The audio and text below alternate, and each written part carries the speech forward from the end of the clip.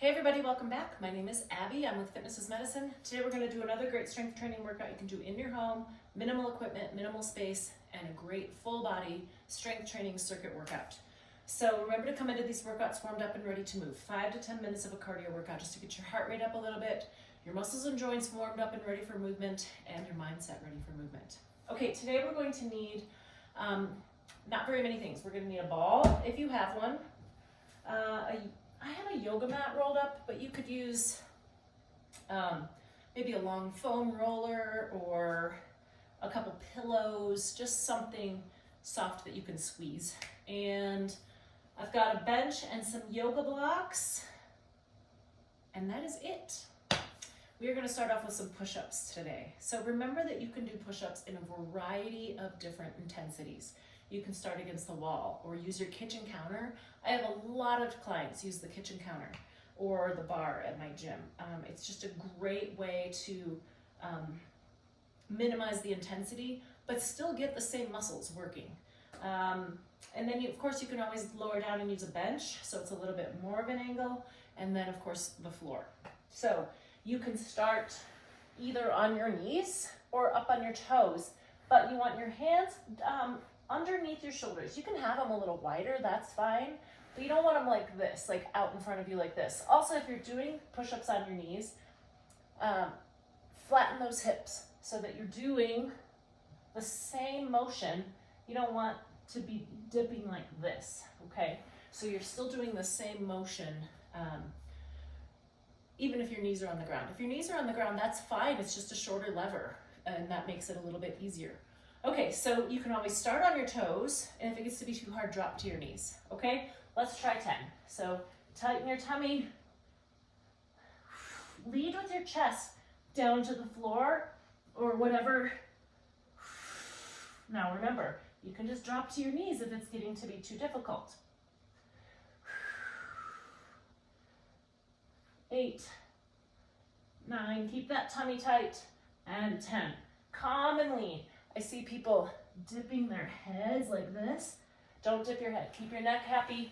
Lead with your chest. Keep that chin tucked. Okay, great job. Push-ups can be really hard, but that's okay. It's working so many different muscles. You're working your chest and your triceps and your tummy and your back. Lots of different muscles are working there. Okay, next we're gonna do a ball squat hold.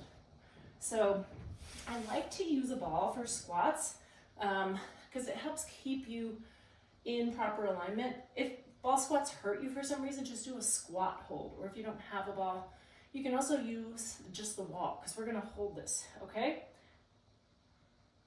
We're gonna try this for 30 seconds. All right.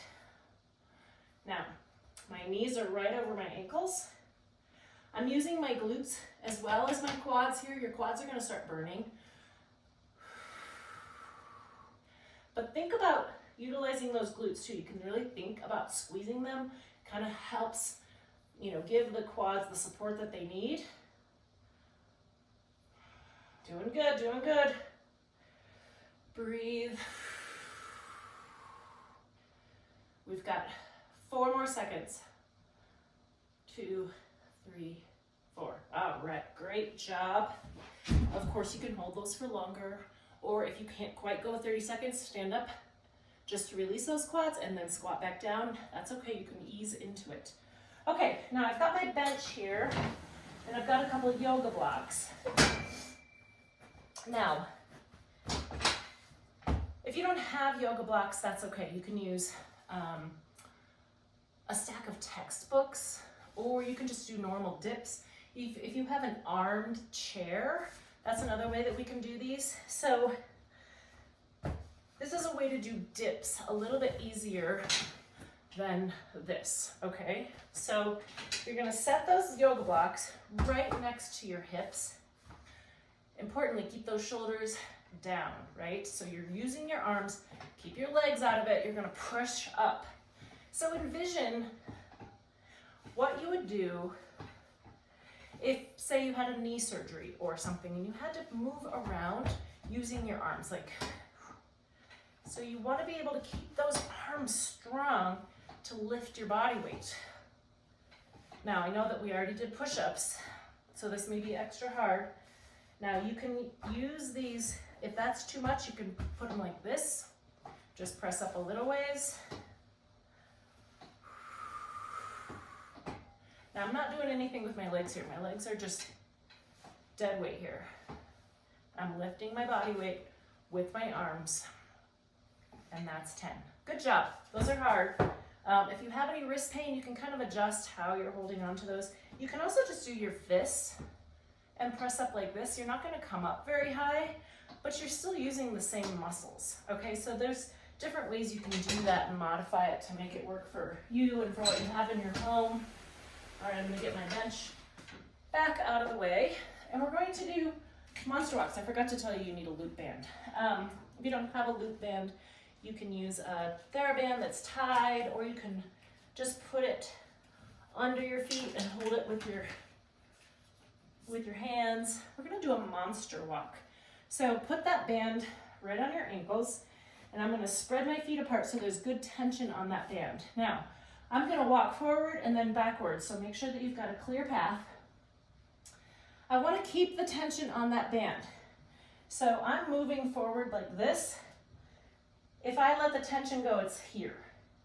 So keep that tension. You're just gonna kind of take baby steps forward. Notice that my knees and my hips are bent a little bit. Now I'm gonna go backwards. Remember, make sure you have a clear path. This is really working those glutes.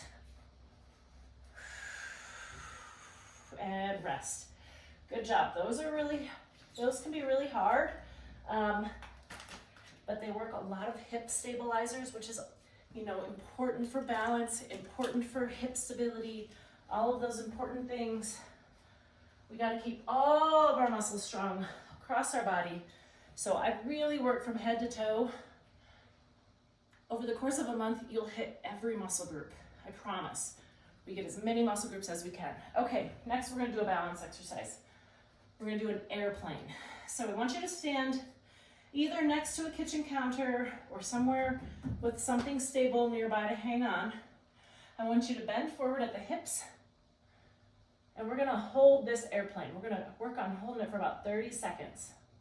Now, if you can't hold it that long, that's okay. You can come up, give yourself a little break. Notice that I'm tipped forward at the hips here.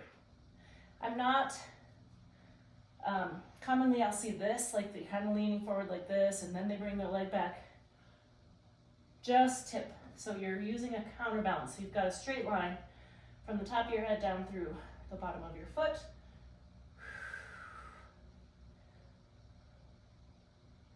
Tummy tight here too as well. That really helps you maintain that balance. That was 30. Now we're going to switch sides. Tip forward. You may find that one side is easier than the other. Breathing straight back here. Remember, you just tipped forward at the hips, just right here. Shoulders back. We've got about 10 seconds left. Really work hard. Now, you may also be feeling it. So as you're standing on this one leg, your hip stabilizers are working really hard to hold you in place. And that's okay. We're working on balance, we're working on hip stability. It's all part of it.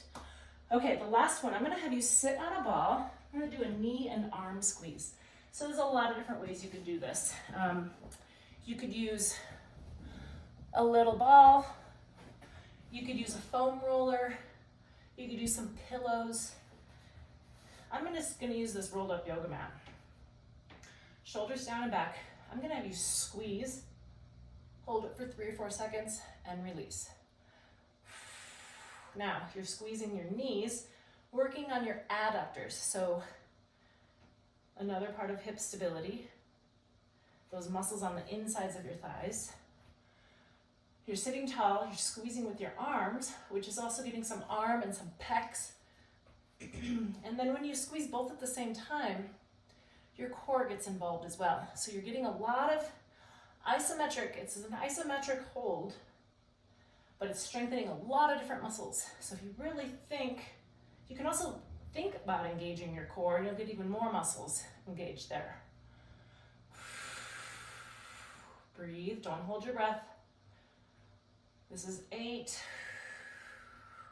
Now you can control how hard you're squeezing. If it's hurting because you're squeezing too hard, back off a little. You're still getting the muscle involvement without the super giant, you know, bearing down type thing. So just squeeze to where it's comfortable.